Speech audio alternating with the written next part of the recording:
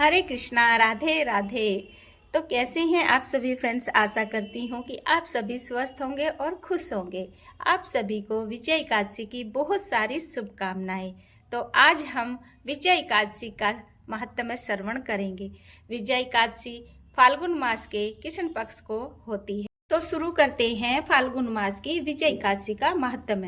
युधिष्ठिर ने पूछा, वासुदेव, फाल्गुन के कृष्ण पक्ष में किस नाम की एकादशी होती है, कृपया करके बताइए।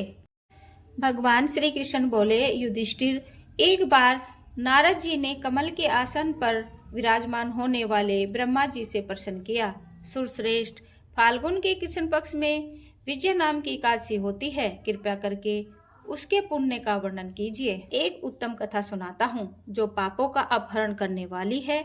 यह व्रत बहुत ही प्राचीन, पवित्र और पापनाशक है। यह विजय नाम की एकादशी राजाओं को विजय प्रदान करती है, इसमें तनिक भी संदेह नहीं है। पूर्व काल की बात है।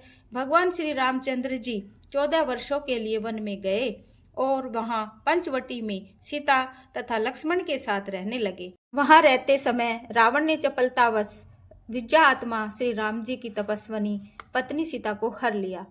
उस दुख से श्री राम व्याकुल हो उठे। उस समय सीता की खोज करते हुए वे वन में घूमने लगे। कुछ दूर जाने पर उन्हें जटायु मिले, जिनकी आयु समाप्त हो चुकी थी।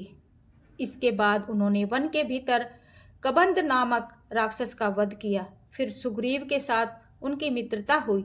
तत्पश्चात श्री राम जी के लिए वानरों की सेना एकत्रित हुई। हनुमान जी ने लंका के उद्यान में जाकर सीता जी का दर्शन किया और उन्हें श्री राम जी की चिन्ह स्वरूप मुद्रिका प्रदान की। यह उन्होंने महान पुरुषार्थ का काम किया था। वहां से लौटकर वे श्री रामचंद्र जी से मिले और लंका का सारा समाचार उसने निवेदन किया। हनुमान जी की बात सुनकर श्री राम जी ने सुग्रीव की अनुमति ले लंका को प्रस्थान करने का विचार किया और समुद्र के किनारे पहुंचकर उन्होंने लक्ष्मण से कहा, सुमित्रा नंदन, किस पुण्य से इस समुद्र को पार किया जा सकता है? यह अत्यंत अगाध और भयंकर जल जंतुओं से भरा हुआ है। मुझे ऐसा कोई उपाय दिखाई नहीं देता जिससे इसको सुगमता से पार किया जा सके। लक्ष्मण जी बोले, महाराज, आप ही आदिदेव और पुराण पुरुष पुरुषोत्तम हैं, आपसे क्या छुपा है। यहाँ द्वीप के भीतर बगदालाभ्य नामक मुनि रहते हैं। यहाँ से आधे योजन की दूरी पर उनका आश्रम है। रघुनंदन, उन प्राचीन मुनीश्वर के पास जाकर उन्हीं से इसका उपाय पूछिए। लक्ष्मण जी की यह अत्यंत सुंदर बात सुनकर श्री रामचंद्र जी महामुनि बगदालाभ्य से मिलने के लिए गए। वहां पहुंचकर उन्होंने मस्तक झुकाकर मुनि को प्रणाम किया। मुनि उनको देखते ही पहचान गए कि ये पुराण पुरुषोत्तम श्री राम जी हैं, जो किसी कारणवश मानव शरीर में अवतीर्ण हुए हैं। उनके आने से महर्षि को बड़ी प्रसन्नता हुई। उन्होंने पूछा, श्री राम, आपका कैसे यहाँ आगमन हुआ? श्री राम बोले, ब्राह्मण, आपकी कृपा से राक्षसों सहित लंका को जीतने के लिए सेना के साथ समुद्र के किनारे आया हूँ। मुने, अब किस प्रकार समुद्र पार किया जा सके, यह उपाय बताइए, मुझ पर कृपा कीजिए।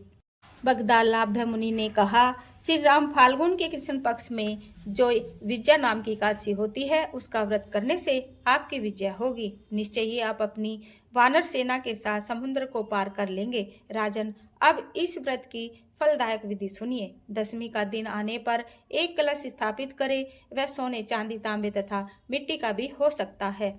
उस कलश को जल से भरकर उसमें पल्लव डाल दे।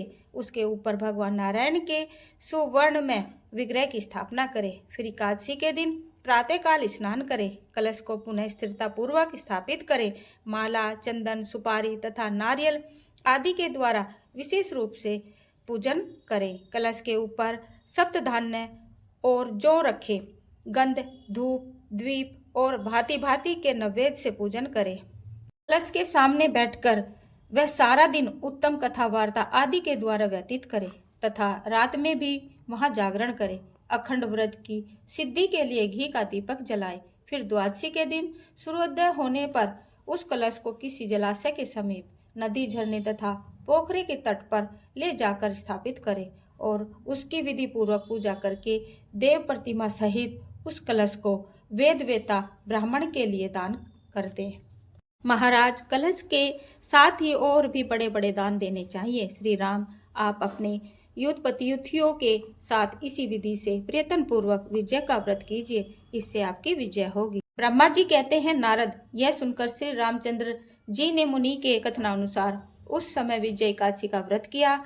उस व्रत के करने से श्री रामचंद्र जी विजयी हुए। उन्होंने संग्राम में रावण को मारा, लंका पर विजय प्राप्त की और सीता को प्राप्त किया। बेटा, जो मनुष्य इस विधि से व्रत करते हैं उन्हें इस लोक में विजय प्राप्त होती है और उनका परलोक भी अक्षय बना रहता है।